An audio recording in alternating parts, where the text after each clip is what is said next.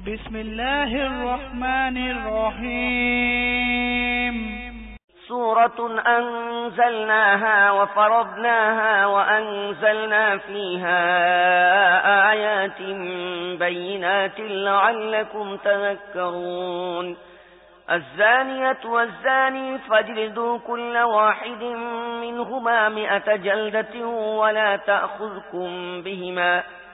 تأخذكم بهما رأفة في دين الله إن كنتم تؤمنون بالله واليوم الآخر وليشهد عذابهما طائفة من المؤمنين পরম করুণাময় মেহেরবান আল্লাহর নামে শুরু করছি।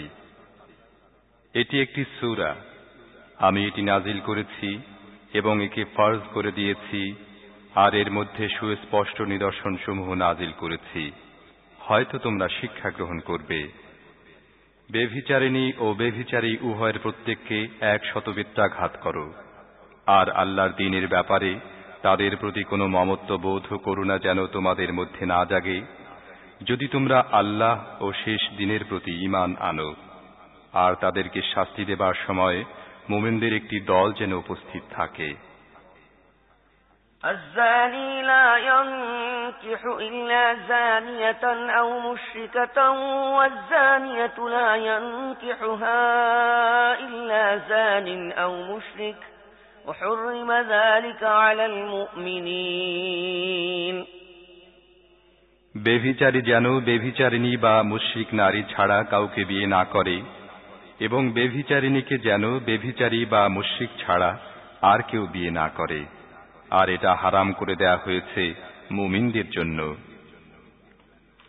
والذين يرمون المحصنات ثم لم يأتوا ب4 شهداء فاجلدوهم 80 جلدة ولا تقبلوا لهم شهادة أبدا وأولئك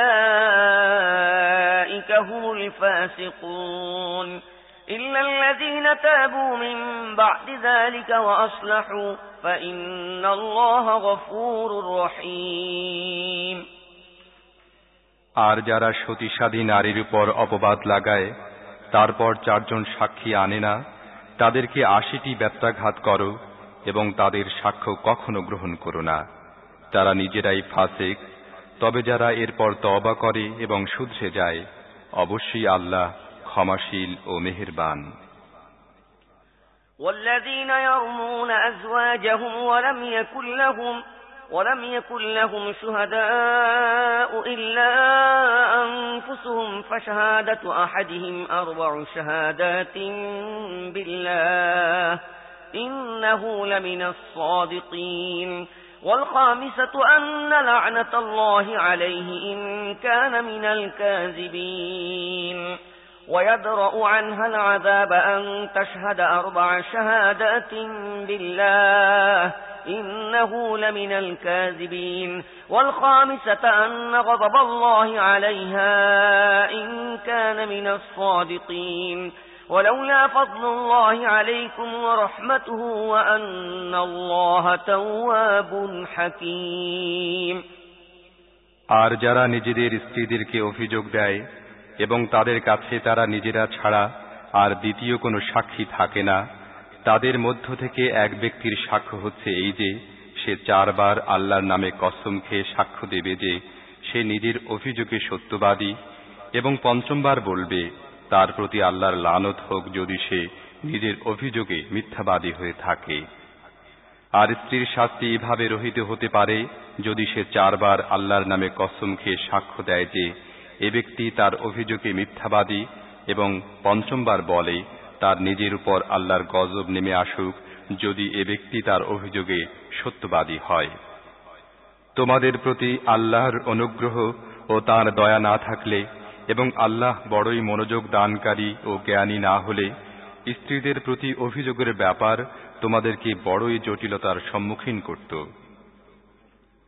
إن الذين جاءوا بالإفك عصبة منكم لا تحسبوه شرا لكم بل هو خير لكم لكل امرئ منهم ما اكتسب من الإثم والذي تولى كبره منهم له عذاب عظيم لولا إذ سمعتموه ظن المؤمنون والمؤمنات بأنفسهم خيرا وقالوا هذا إفك مبين যারা এ মিথ্যা অপবাদ তৈরি করে এনেছে তারা তোমাদেরই ভিতরের একটি অংশ। এই ঘটনাকে নিজেদের পক্ষে খারাপ মনে করো না, বরং এও তোমাদের জন্য ভালোই। যে এর মধ্যে যতটা অংশ নিয়েছে সে ততটাই গুনাহ কামাই করেছে, আর যে ব্যক্তি এর দায় দায়িত্বের বড় অংশ নিজের মাথায় নিয়েছে তার জন্য তো রয়েছে মহা শাস্তি।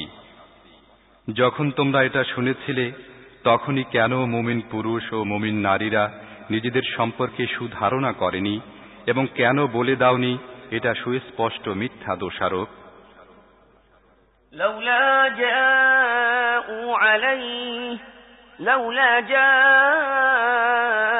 عليه بأربعة شهداء فإذ لم يأتوا بالشهداء فأولئك عند الله هم الكاذبون ولولا فضل الله عليكم ورحمته في الدنيا والآخرة لمسكم فيما أفضتم فيه عذاب عظيم إذ تلقونه بألسنتكم وتقولون بأفواهكم ما ليس لكم به علم وتحسبونه هينا وهو عند الله عظيم তারা নিজেদের অপবাদের প্রমাণ স্বরূপ 4 জন সাক্ষী আনেনি কেন? এখন যখন তারা সাক্ষী আনেনি তখন আল্লাহর কাছে তারাই মিথ্যুক। যদি তোমাদের প্রতি দুনিয়ায় ও আখিরাতে আল্লাহর অনুগ্রহ ও করুণা না হতো তাহলে যে সব কথায় তোমরা লিপ্ত হয়ে গিয়েছিলে সেগুলোর কারণে তোমাদের উপরে মহা শাস্তি নেমে আসত।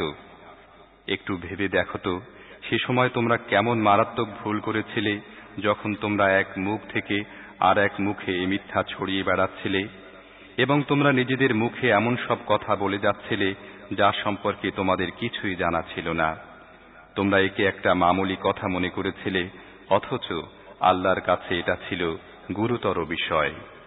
ولولا إذ سمعتموه قلتم ما يكون لنا أن نتكلم بهذا سبحانك هذا بهتان عظيم يعظكم الله أن تعودوا لمثله أبدا إن كنتم مؤمنين ويبين الله لكم الآيات والله عليم حكيم إن الذين يحبون أن تشيع الفاحشة في الذين آمنوا لهم عذاب أليم في الدنيا والآخرة والله يعلم وأنتم لا تعلمون ولولا فضل الله عليكم ورحمته وأن الله رؤوف رحيم এ কথা শোনার সাথে সাথেই তোমরা বলে দিলে না কেন, এমন কথা মুখ দিয়ে বের করা আমাদের শোভা পায় না।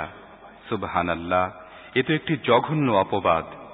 আল্লাহ তোমাদের উপদেশ দেন, যদি তোমরা মুমিন হয়ে থাকো তাহলে ভবিষ্যতে কখনো এ ধরনের কাজ করো না। আল্লাহ তোমাদের পরিষ্কার নির্দেশ দেন এবং তিনি সর্বজ্ঞ ও বিজ্ঞানময়। যারা চায় মুমিনদের সমাজে অশ্লীলতার প্রসার ঘটুক তারা দুনিয়ায় ও আখিরাতে যন্ত্রণাদায়ক শাস্তি ভোগ করবে। আল্লাহ জানেন এবং তোমরা জানো না। যদি আল্লাহর অনুগ্রহ ও তাঁর করুণা তোমাদের প্রতি না হতো এবং আল্লাহ যদি স্নেহশীল ও দয়াদ্র না হতেন তাহলে যে জিনিস এখনই তোমাদের মধ্যে ছড়ানো হয়েছিল তার পরিণাম হতো অতি ভয়াবহ।